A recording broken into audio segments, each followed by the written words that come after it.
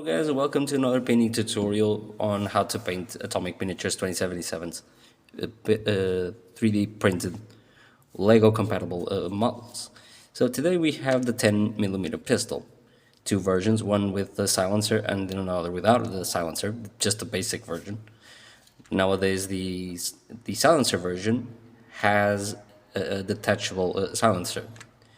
So the version that you're currently going to be buying on Etsy, it's not this one in which the silencer is attached, is basically part of the model, but a detachable part which you can easily remove or attach to the gun. So today I'll be teaching you how to paint the basic version of the 10mm pistol, the metallic gray and black version. Not much fuss in that. You'll only be needing 4 colors. The main color we'll be using is Citadel's Lead Belcher, which is a metallic gray, which will be covering most of the model. Graphite for the details of the pistol grip and also the silencer. Abaddon Black for the flashlight on underneath. And the trusty Nuln Oil for the shading. Come on, focus on the Nuln Oil. Yeah, that's better. See, the basic Nuln Oil, which we'll be using for the shade at the end of the painting. Okay, like I said, the main color will be Lead Belcher. We're going to be covering all of the model in Lead Belcher, or at least the majority of it. This is the part of the painting process in which you don't need to be really fussy with precision. Your objective here will be to cover the whole model with Lead Belcher. To grab your brushes. Wait a second, now I have to organize this.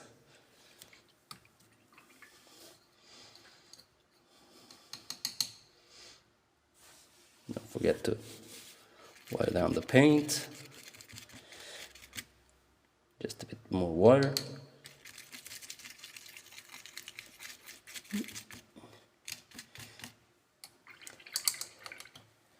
So, like I said, you can grab a slightly bigger brush, because this is basically to cover all of the model.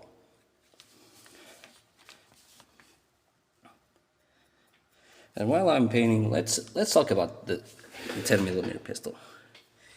So the 10mm pistol was a staple of U.S. Sidearms before the war.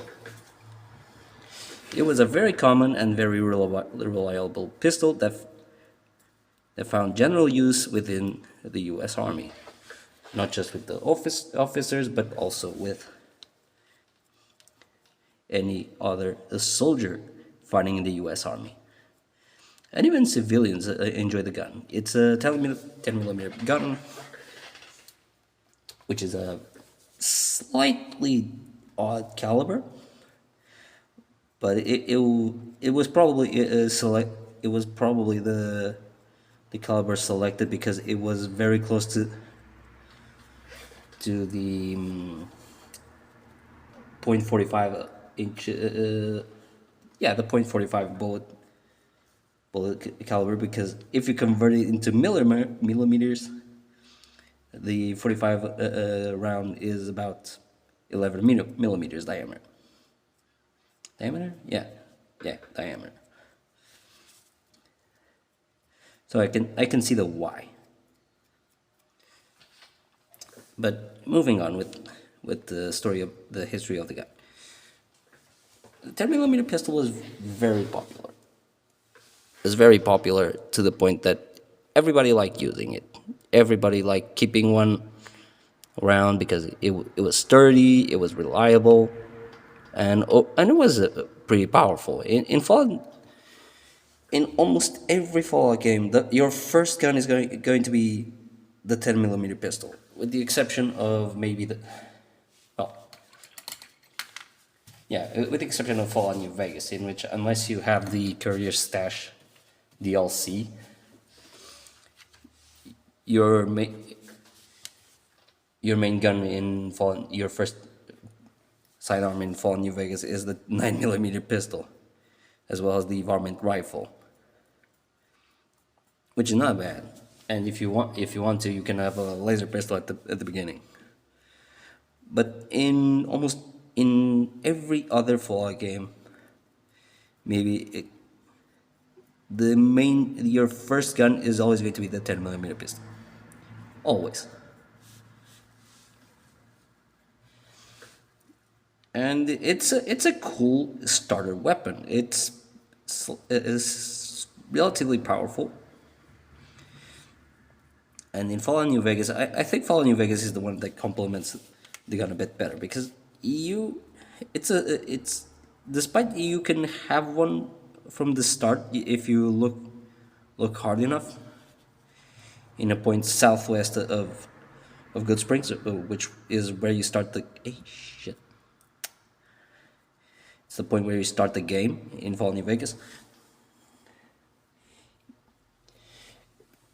The gun is relatively more powerful. It's relatively more powerful than the 9mm pistol. And the 9mm pistol, despite being a little bit weaker, has more abundant ammo. While the 10mm ammo is very, very rare at the beginning, which makes you value this gun a lot more at the beginning of the campaign. No, at the beginning of the game, I mean. Which favors the gun a lot more than in the other Fallout games, in which, oh, the 10mm it's a starter weapon, it sucks. Oh yeah, it's a pea shooter. Which shouldn't be like that. The 10mm pistol deserves a lot more love. And then it's stupid that the silenced version has a downgrade in damage. Okay, we're going to be waiting until the paint dries on this one. Okay, now that the lead belcher has been applied, we're now going for the DecoArts Graphite. So we grab the model. Let's grab the model. Let's hope they're not too wet. Carefully not to ruin the paint job. And we're going to start.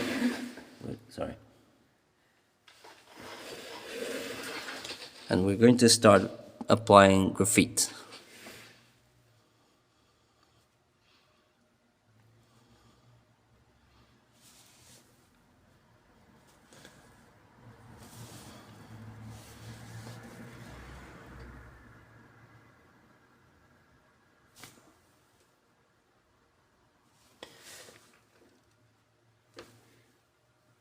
Okay, to be honest, the 10mm is not really my go-to pistol in any Fallout game. Yeah, sure, in Fallout 3 and in Fallout 4. Yeah, sure, I'd use it at the beginning because it's a very cheap firearm, there's plenty of ammo for it and whatnot, but the gun itself is not that powerful. It's a starter weapon. Just like any starter weapon, it's not that impressive. Usually it's impressive when a starter weapon ends up being the best one in a game. But the 10mm pistol is not that case. It's a simple case of, yeah, this is your first firearm. Use it for a while until you get something better. That's normal RPG logic. It's start off with something small and not very powerful and move your way up from there on. Okay, On this one, I did the first layer. Now let's go for this one. As I was saying, the 10mm pistol is not that impressive. In Fallout New Vegas, yes. The 10mm pistol is impressive at the beginning because it's a much more powerful pistol than the one you were given by Doc Mitchell, the 9mm pistol, which is very weak. It's good enough just against small targets like the bullet flies in the graveyard, the mantises that you find in the Goodsprings School, or against geckos, but even against powder gangers, it's powerful enough for those things. You still have a bit of trouble dealing with them, but if you try to go north and fight off the Deathclaws or giant red scorpions or the Cazadors with the 9mm pistol or even the 10mm pistol, of course you're dead. You're as good as dead. But in Fallout New Vegas, they applied the difficulty scaling a lot better than Fallout 3 and Fallout 4 did. Oh, shit.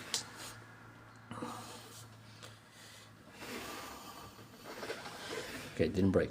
Connor is not gonna kill me. Okay, so you basically apply graphite to the pistol grips, and not the entire pistol grip. You just leave this last metallic part at the bottom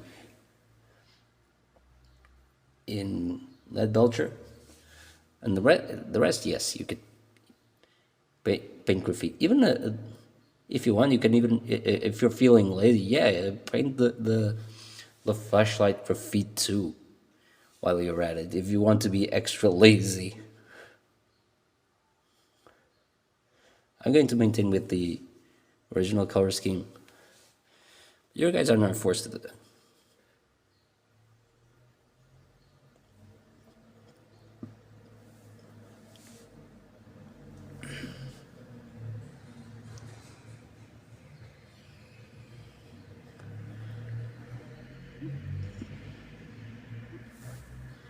It's coming along nicely.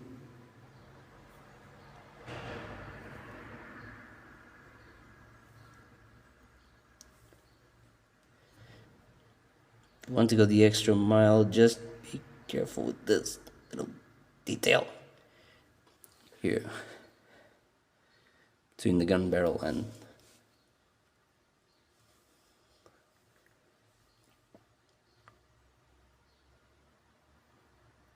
just something that I forgot to do on the other one, but I'm still in time.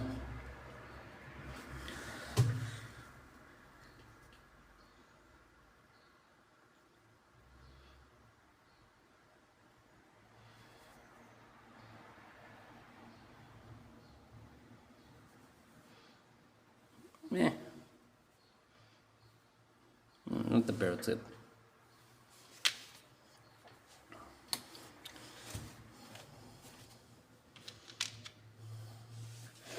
Yeah, scrap the barrel part. The other was not that thick, so it's just as if it only darkened a bit. Okay, now the second layer on the pistol grip, just to give it a more solid color. But as I was saying, Fallout New Vegas did a lot better way of giving the 10mm the reliability it deserved. Fallout 3, yeah, sure, the 10mm pistol is good, especially when compared with the Chinese 10mm pistol, which is a lot less powerful but has a higher higher ammo capacity. But it's overall a lot weaker, the 10, than the standard, the American 10mm pistol. Yeah, sure, it shows a bit more reliability, or instead shows a little bit more lazy design. in my opinion. Because then you're confronted with a lot more guns that have better stats. Like, for example, the hunting revolvers,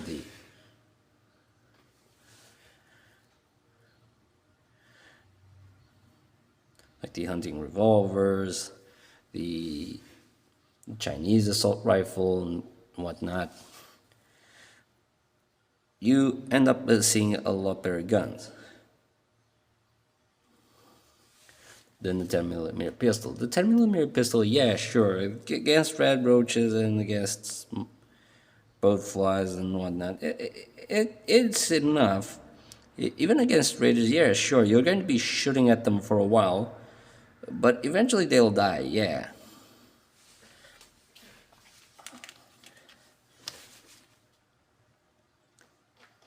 But the 10mm pistol should be a gun that has power. It should have the stopping capacity of a .45 bullet. And though that was a problem that was only fixed in Fallout 4, in which the gun started having more impact. Up until then, it didn't have that much power. Though in Fallout 1 and 2, yes, it was reliable as random number generators go when it comes to decide if your shot hit or missed, which is one thing that I hate in classic style RPGs.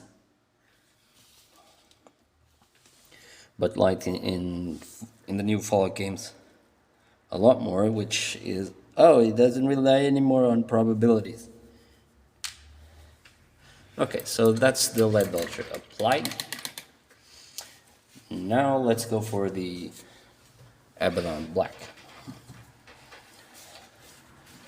for the final detail before we drench the whole models in gnome oil.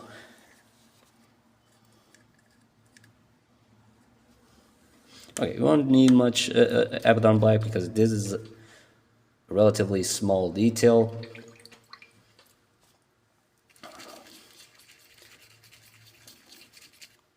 Though you should always thin your paints.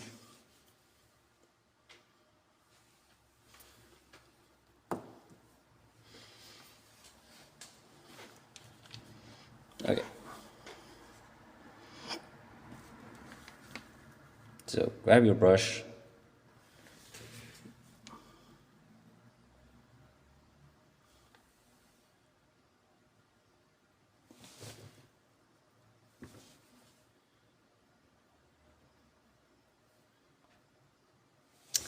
I thinned the paint a little bit too much.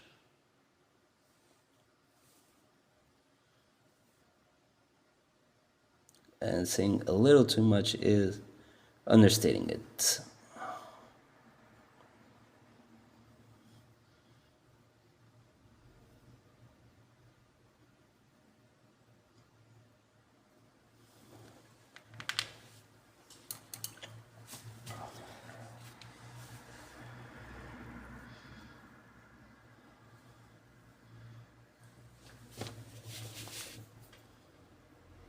Wait a second, I need to correct a bit here on the graffiti.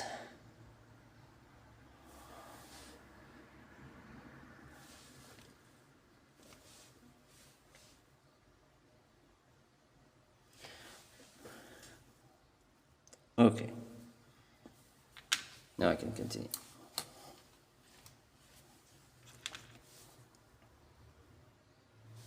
Oh, no, this one is in the same situation.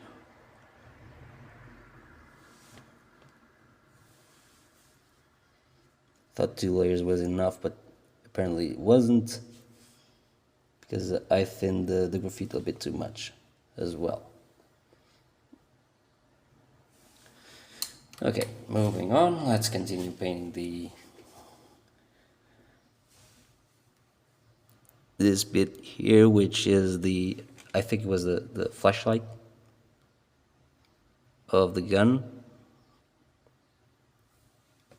It's either a flashlight or a muzzle stabilizer.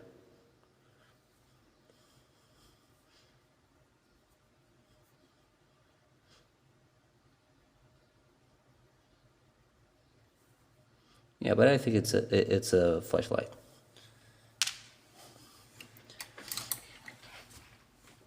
But I really enjoy. But I may speak ill of the gun, but it's a very cool design. Despite being bulky, it's very well designed. The Fallout 4 version design is not bad. It's actually pretty good. It's good. It's one of the few cases in which a gun in Fallout 4 is well designed, visually and in terms of performance.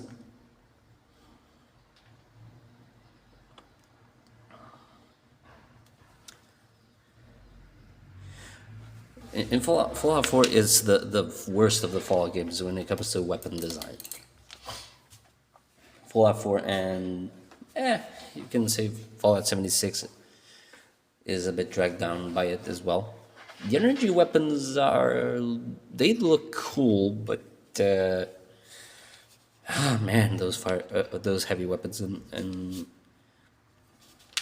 combustion guns sure aren't. I love the design choices overall in Fallout 4, but I hated weapon design in Fallout 4. I think it was hideous. And a lot of people, especially gun enthusiasts, felt the same way. Like the assault rifle, for example. It was hideous. In Fallout 1, in Fallout 3, I mean, hell, and even also in Fallout 1 and 2. You had assault rifles that looked cool, that looked like actual assault rifles from that we know from the real world, like the M16, the AK-47, as well as some others. But in Fallout 4, they went with the design that you don't know if it's a Lewis gun or whatever the hell that thing is. But anyway, let's leave those things away. Let's focus on the telemeter pistols that we have here, which are almost done. Look at this thing. Look at this. It is beautiful. Very beautiful. Oui. I am not French, but I am talking like a Frenchman, a stereotypical Frenchman. I'm going to be cancelled tomorrow, or whenever I post this video.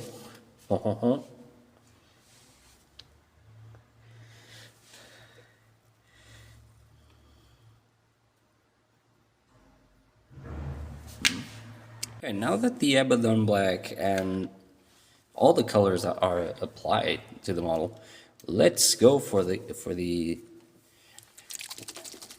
wash, the shading part. You grab the shading brushes, like for example this Citadel shade brush, and we're going to be doing the ancient and widespread technique of just apply some neon oil on it. Just shade it with neon oil. The miraculous neon oil, which makes things look relatively better. And to be honest, as someone that has been painting models for years, yeah, sure, the neon oil is a very wonderful thing. It puts shadows on the recesses and sometimes helps you cover up some mistakes, or at least make them less visible to the naked eye, or at least to anyone that isn't looking too closely into the model. But overall, it's something that you should not be abusing too much.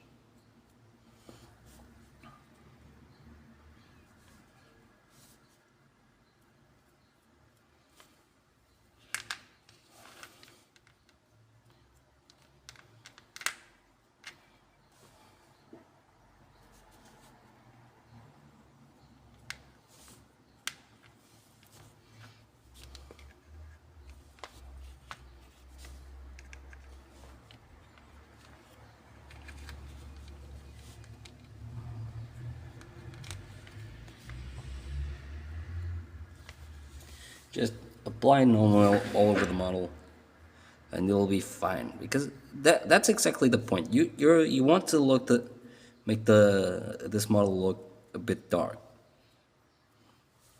Unless you want to have a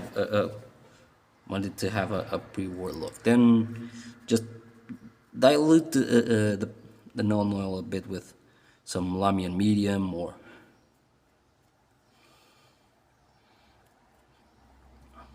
just water down the paint, or simply apply it to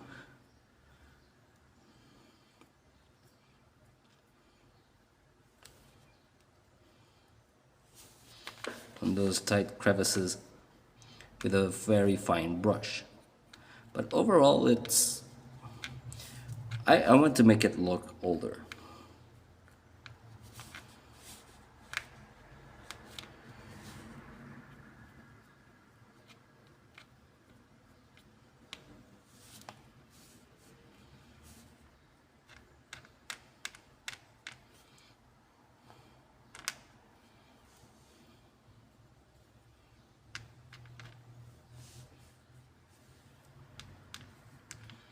Though sometimes you have to remove a bit of the excess.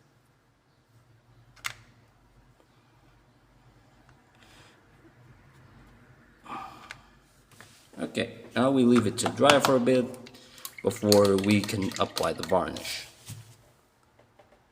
Now that the Nuln Oil is finally dried up and the paint and the shading is done, I took the opportunity to apply a coat of matte varnish, which gives it a little bit more dry and less shiny look to the model, which is good, so that it gets that old and worn out look. And also the varnish helps protect the model from the elements, from dust, from any scratches.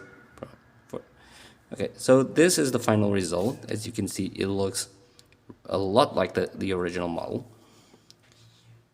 Pew, pew, pew. It's too tiny for my hand. Yeah, America. As you can see, the details are there. Now let's grab the silenced version. The varnish is not entirely dried up. Eventually it'll finish dry up, but you get the point. Varnish is a must-have for any models, especially if they're made out of resin. So as you can see, the painting is all done. Varnish now helps protect the models. And I hope you enjoyed this tutorial, and I hope you can follow me for more tutorials, and also don't forget to check the description for Atomic Miniatures store on Etsy.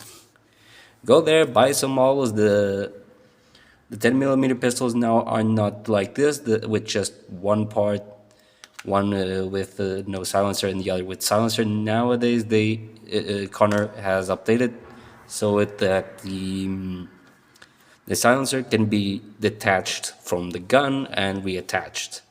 So it's a much more fun model. This one is an old prototype that he sent me for me to paint and then show you guys how to paint this.